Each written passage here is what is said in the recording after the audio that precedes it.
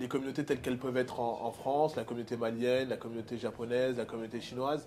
Voilà, c'est des gens qui sont ressortissants d'un pays, qui sont en France, donc qui forment un groupe humain, qui vivent sur le territoire français, qui respectent les règles de la République, mais qui peuvent se retrouver à partir de leurs origines. Et ça, ça devrait pas être impossible parce que c'est aussi important. Et le communautarisme, c'est tout le côté excessif de cette question-là. C'est-à-dire le fait de ne regarder les choses qu'à travers la communauté, le fait d'être stigmatisant, de rejeter l'autre parce qu'il serait différent. Ça, c'est le côté négatif du terme. Mais il y a des communautés, d'ailleurs la plupart des communautés qui sont même structurées sur le territoire français, elles vivent en harmonie avec les règles de la République française et elles participent même, j'ai envie de dire, au modèle républicain de la France. Elles font vivre ce modèle républicain de la France et c'est liberté, égalité, fraternité. Et c'est pas des petits slogans. Et ça, c'est possible en étant de confession musulmane, en étant originaire d'un pays où voilà, enfin, tout ça devrait être possible. On peut, je le dis souvent, on peut être français d'origine malienne, pour mon cas, de confession musulmane, sans être en complot contre la République, et être socialiste. Voilà, c'est mon cas.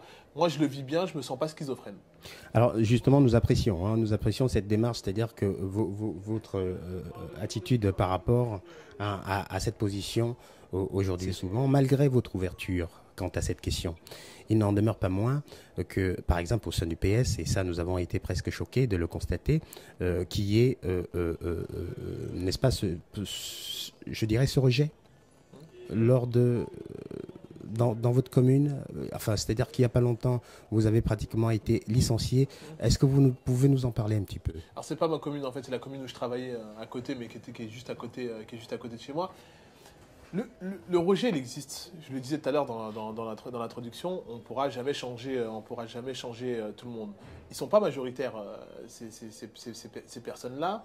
Et j'ai envie de dire, c'est le proverbe par la lutte qu'on vaincra, mais c'est le combat qui fait qu'à un moment donné, on arrive à changer les choses. Moi, il y a 10 ans, c'était encore impossible d'imaginer qu'il y ait un Ali Soumaré tête de liste. Quand bien même, on pouvait arriver à se rendre incontournable, tout ce qui s'ensuit. Donc c'est dire que les mentalités elles évoluent. Ça continue. Et il y a effectivement, on le voit, un Georges Frêche, ce climat un peu stigmatisant, y compris dans mon camp politique vis-à-vis de ma candidature. Ça existe, mais pour moi, la seule réponse, et c'est pas pour être positif ou pour être dans la posture, la seule réponse pour moi, c'est de rester les deux pieds debout et de dire voilà, on prendra et on continuera de prendre la place, toute la place qui est la nôtre, parce que c'est notre place.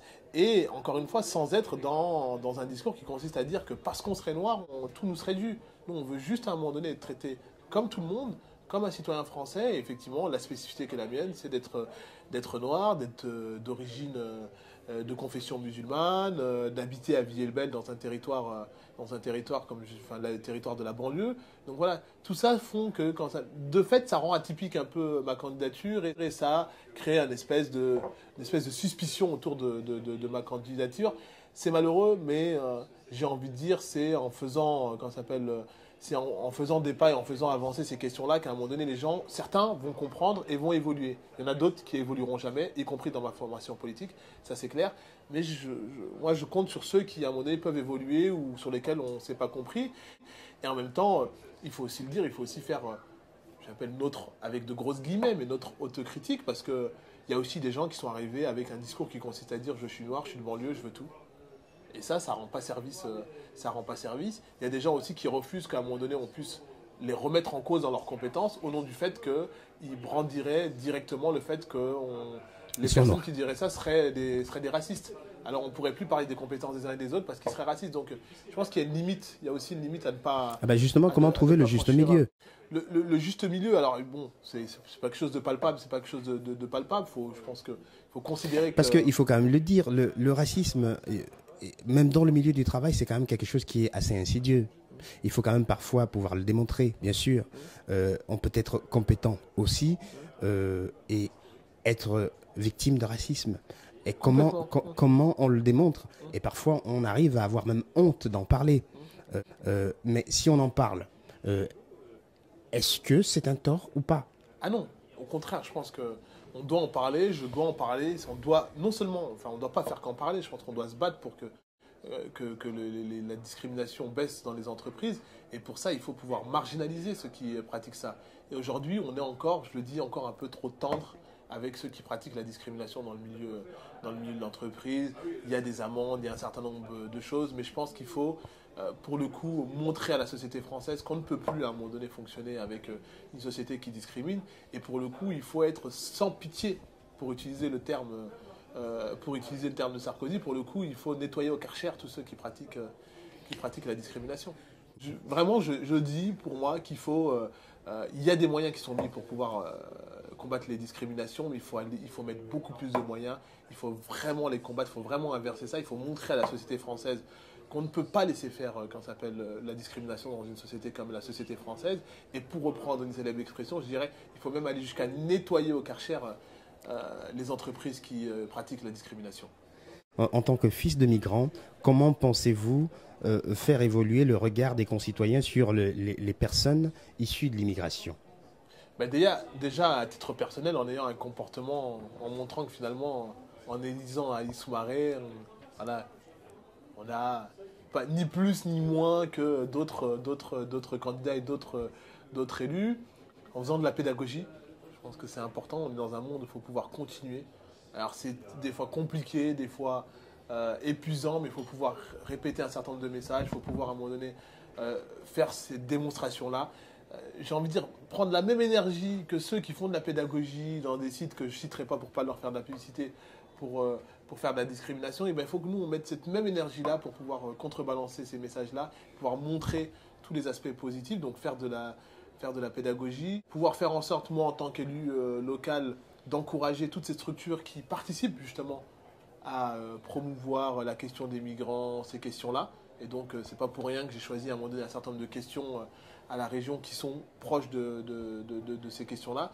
Donc, il faut pouvoir les encourager, il faut pouvoir les encourager financièrement, il faut pouvoir les encourager humainement. Et je pense que c'est tout ça. Et sur la scène politique, il faut continuer à développer. Et moi, je n'hésiterai pas, en tout cas à titre personnel, mais à titre collectif surtout, à développer ce discours-là. Et à chaque fois que j'aurai la possibilité, c'est de pouvoir expliquer en quoi la question de ces jeunes issus des migrations, de ces migrants à un moment donné, elle participe de faire en sorte que... Enfin, en tout cas, je reprends mon terme parce que c'est pas le terme, mais c'est un atout pour la France, c'est quelque chose de positif pour la France et il faut pouvoir le démontrer. Il y a peut-être des choses qui relèvent de l'anecdote qui peuvent faire qu'il y a des gens qui se comportent mal, mais quand il y a des gens qui se comportent mal, il faut regarder ces gens-là et pas regarder à un moment donné la communauté pour laquelle ils seraient originaires. Moi, j'avais un peu sous-estimé le caractère symbolique de ma candidature. Vraiment, quand j'étais candidat, je me suis battu, je savais que c'est quelque chose d'un peu atypique, mais c'est vrai que là, pour le coup, y compris à froid, si on peut dire ça comme ça, je me rends compte que ça a vraiment heurté un certain nombre de personnes au sens noble du terme, au sens positif du terme. Donc je me rends compte qu'il y a vraiment un travail, pour répondre à votre question, il y a vraiment un travail à faire. Donc moi, je mettrai toute l'énergie qui est la mienne pour pouvoir créer ces passerelles-là entre ces différents mondes, faire en sorte que, quand on s'appelle, qu'il y ait plein d'autres Ali Soumaré qui émergent dans la scène politique, dans la scène économique, dans les différentes sphères, là où les choses se décident.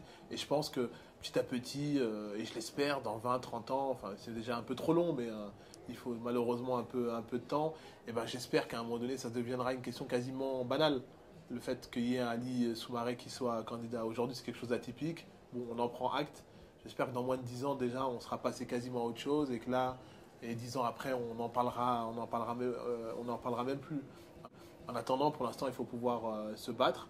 Je le dis sans communautarisme, mais il faut pouvoir se battre et pour pouvoir faire en sorte que les partis politiques soient à l'image de la société française. Et là-dessus, à droite comme à gauche, il y a encore du travail à faire. On doit quand même rendre, moi je rends acte quand même au PS quand même que ça a pu être possible, le fait d'être tête de liste dans une région quand même, quand ça fait que la région Île-de-France.